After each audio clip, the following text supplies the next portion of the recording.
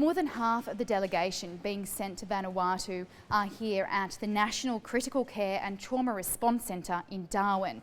They're packing up and preparing for the journey. This storeroom houses all the medical supplies that the centre uses for situations just like this. Now, there are 10 personnel from Australia that are being sent to Vanuatu. They're the first to be deployed to the island nation since the Category 5 storm ripped through the place.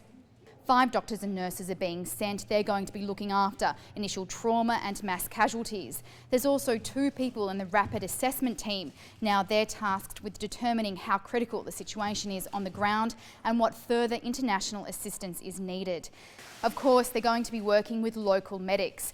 The news from the situation on the ground is currently the 3 wards in the hospital aren't working, but there is surgical capacity and a pharmacy. This is, of course, going to depend on whether the power is available.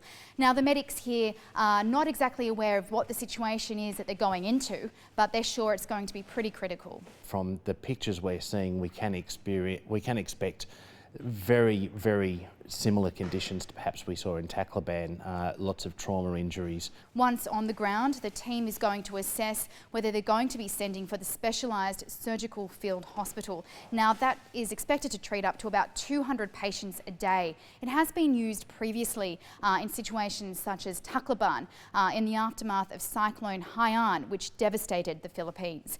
Now this team is expected to be on the ground in Vanuatu for 72 hours, and from there they'll assess what further international assistance is needed.